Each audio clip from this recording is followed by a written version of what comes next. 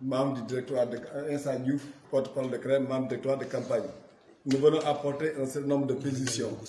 sur beaucoup de débats qui est en train d'être tenu au niveau du département de Kaolack.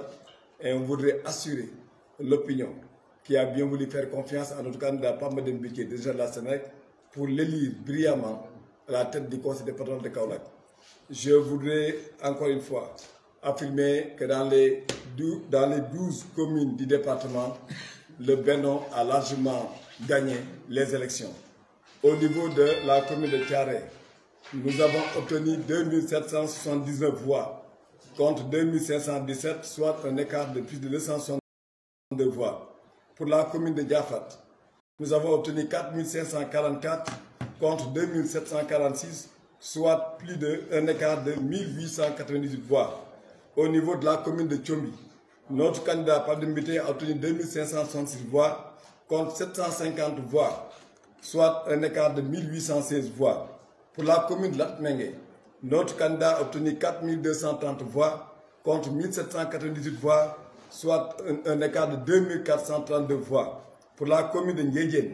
nous avons obtenu 3150 voix contre 620 voix, soit un écart de 2530 voix. Pour la commune de Dieu, nous avons obtenu 2646 voix contre 1263 voix, soit un écart de 1383 voix. Pour la commune de Sibassor, nous avons 1210 voix contre 670 voix, soit plus de 532 voix d'écart. Pour Gandiaye, 1362 voix contre 1290, soit un écart de plus de 72 voix. Pour Ndiébel, 1123 voix contre 643 voix, soit un écart de 480 voix. Pour Ndofane, 1676 voix contre 957, soit 719 voix d'écart. Pour Kerbaka, 2341, soit contre 1379, soit un écart de 962 voix. Pour Kersosé, 3042 voix pour Pape Mademba Bitèye contre 1404 voix, soit un écart de 1638 voix. Pour la commune de Kahone, c'est la commune que nous avons perdue, nous avons 1536 voix contre 1136, soit moins 277 voix, ce qui fait un écart de 14 724 voix au niveau du département, cumulé à l'écart négatif de la commune de Kaolack qui fait moins 10 300 voix. Nous sommes aujourd'hui à 4 517 voix de plus par rapport au candidat Youssou Bengelloune, et par conséquent, Pape Mademba Bitèye gagne largement le département de Kaolack. Et je voudrais à cet effet, en son nom, réaffirmer tous nos remerciements aux populations de Kaolack qui ont bien voulu lui faire confiance, mais également voter pour ce candidat qui constitue une fierté pour le département de Kaolack, mais également pour le Sénégal. Je vous remercie. Nous sommes le 23 janvier, mi-élection locale. Élection le président de la République, notre frère Pape Mademba Bitèye, mu nekk directeur général de la Sénélec, mu doon candidat de la coalition Benno Bokk Yaakaar département bu Kaolack bi nga xam ni voté nañu tey suñu demee si commune yi nga xam ni muy 13 communes du département fi nga xam ni mooy Thiaré commune Thiaré am nañ fa ñaari Pape Mademba Bitèye am na ñaari junni baat ak juróom-ñaar téeméer ak juróom-ñeent fukk ak juróom-ñeent ki nga xam ni mooy Youssou Bengelloune am ñaari junni ak juróomi téeméer ak fukk ak juróom-ñaar, donc ñu rawee ko 262 voix. bu ñu demee commune Diafat, Pape Mademba Bitèye am na ñeenti junni ak juróom-benn téeméer ak ñeent fukk ak ñeenti baat ki nga xam ni mooy Youssou Bengelloune am ñaari junni ak juróom-ñaar téeméer ak juróom-benn, ñi ëppaleeg fa junni ak juróom-ñett téeméer ak juróom-ñeent fukk ak juróom-ñett. bu ñu demee commune bu Thiombi, Pape Mademba Bitèye am na ñaari junni ak juróomi téeméer ak juróom-benn fukk ak juróom-benn ki nga xam ni mooy Youssouf am na juróom-ñaari téeméer ak juróom fukk, ñu rawee ko fa junni ak juróom-ñett téeméer ak fukk ak juróom-benn. bu ñu demee Latmingué am nañu Pape Mademba Bitèye am na ñeenti junni ak ñaar téeméer ak fanweer ki nga xam ni mooy Youssouf am junni ak juróom-ñaar téeméer ak juróom-ñeent fukk ak juróom-ñett, ñu rawee ko fa 2432 voix muy ñaari junni ak ñeent téeméer ak fanweer ak ñaar. bu ñu demee commune bu Ndiédiène am nañ Pape Mademba Bitèye am na ñetti junni ak téeméer ak juróom fukki baat ki nga xam ni mooy Youssouf am juróom-benn téeméer ak ñaar fukk, ñu rawee ko fa ñaari junni baat ak juróomi téeméer ak fanweer. bi ñu demee commune bu Dieu Pape Mademba Bitèye am na 2646 voix muy ñaari junni ak juróom-benn téeméer ak ñeent fukk ak juróom-benn. kii di Youssouf am junni ak ñaar téeméer ak juróom-benn fukk ak ñett ñu ëppalee ko fa junni ak ñetti téeméer ak juróom-ñetti fukk ak ñett. bu ñu demee commune bu Sibassor Pape Mademba Bitèye am na junni ak ñaar téeméer ak fukk ki nga xam ni mooy Youssouf am juróom-benni téeméer ak juróom-ñaar fukk ak juróom-ñett ñëpp léegi ko juróomi téeméer ak fanweer ak ñaar. bu ñu demee Gandiaye ñi ngi am Pape Mademba Bitèye am na junni ak ñetti téeméer ak juróom-benn fukk ak ñaar kii di Youssouf am junni ak ñaar téeméer ak juróom-ñeent fukk ñëpp léegi ko fa juróom-ñaar fukki baat ak ñaar. bu ñu demee commune Ndiébel Pape Mademba Bitèye am na junni ak téeméer ak ñaar fukk ak ñett ki nga xam ne nii mooy Youssouf am juróom-benni téeméer ak ñeent fukk ak ñett ñëppalee ko fa ñeenti téeméer ak juróom-ñett fukk. bu ñu demee Ndofane Pape Mademba Bitèye am na 1676 voix muy junni ak juróom-benn téeméer ak juróom-ñaar fukk ak juróom-benn ki nga xam ne nii également mooy Youssouf am juróom-ñeenti téeméer ak juróom fukk ak juróom-ñaar ñëppalee ko fa juróom-ñaar téeméer ak fukk ak juróom-ñeent. bu ñu demee commune Kër Baka Pape Mademba Bitèye am na ñaari junni ak ñetti téeméer ak ñeent fukk ak benn kii di Youssouf am junni ak ñetti téeméer ak juróom-ñaar fukk ak juróom-ñeent ñëppale ko juróom-ñeenti téeméer ak juróom-benn fukk ak ñaar. bu jëmee commune Kër Socé Pape Mademba Bitèye am na ñetti junni ak ñeent fukk ak ñaar si baat ki nga xam ni mooy Youssouf topp ko am junni ak ñeenti téeméer ak ñeent ñëppale ko fa junni ak juróom-benn téeméer ak fanweer ak juróom-benn. bu ñu demee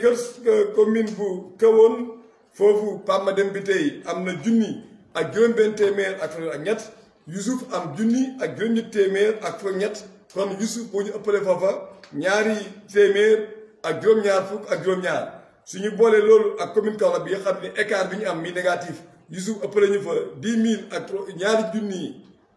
fukki junni ak ñetti téeméer ay baat suñu defee cumul bi. dañu koy raw ndax ñu dañuy nekk si ñeenti junni ak ñetti téeméer ak fukk juróom-ñaar yoo xam ne gën Pape Mademba Bitèye da koy daal di ëppalee kii di Youssouf Bengelloune et par conséquent Pape Mademba Bitèye daal di nekk président du conseil départemental de Kaolack.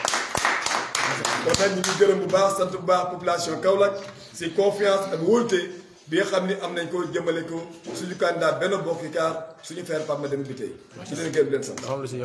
ça liñ ci war a yokk bëriwul président Baba wax na lépp. ñi ngi koy gërëm di ko sant ci turu ñëpp ci turu présidence parce que liggéeyam rafet na wax dëgg lii leen doon séntu ci moom yàlla defal nañu chance ba yàlla may ñu ko ci moom bon Baba ñu ngi lay gërëm. li may wax nag population Kaolack ak population département bi mooy ne Pape Demba Bitèye mi ngeen xamoon mu ñëw leeral lamp yi mooy même Pape Demba nit la koo xamante ne ñi ko wateel ak ñi ko wateelul ñëpp dafa jël décision pour boot leen bon yéen. seen nit a fi nekk seen serviteur a fi nekk di wax nag ne Sénégal ñu ngi sant yàlla bi nga xam ne démocratie daf fi am di waxal ñi doon wax ne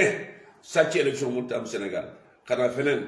li yëpp dafay leer jaar fi war a jaar leer bon jéem a xajamal wala jéem a yàq yooyu jaru ko da ngay ñaawal sa bopp rek parce que lii lu ko gën leer kenn mësu ko gis li nga ma ëppalee wax naa ko li ma la ëppalee wax naa ko bañ dem ba nga xamante ne écart bi dem na ba nekk 4000 voix bon jarul coow lu bëri niñ nangoo ci wax te gisaguñ ne sëñ boobu jël na Kaolack kenn coow jógut ñoom itam nañ nekk ay démocrate nangoo ko lii parce que lii lu banam dafa leer nañ te ñoom loolu dañoo leeral nañ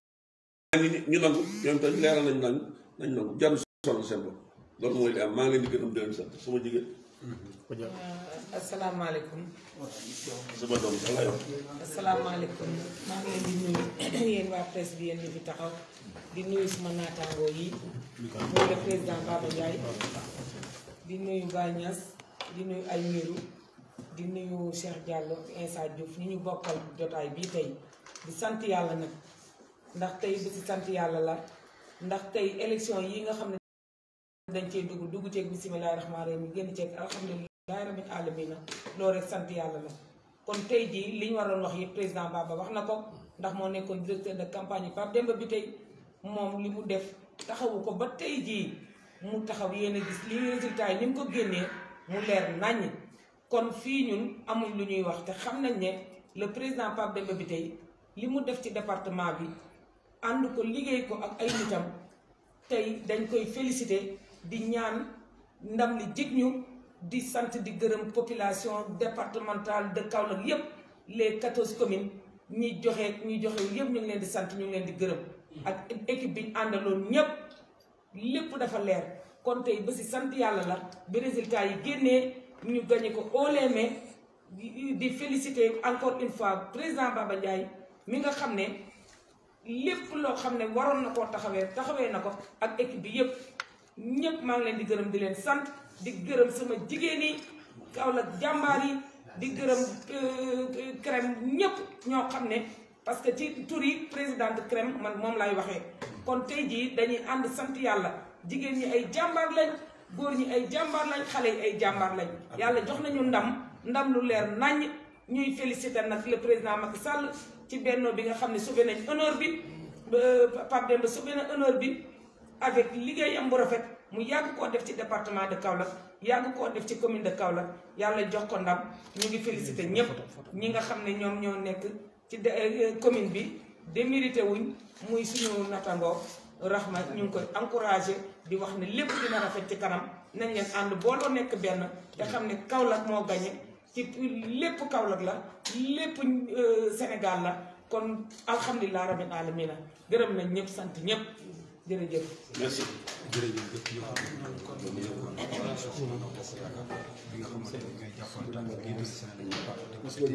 waaw li ñu wax suba ñu. c'est bon.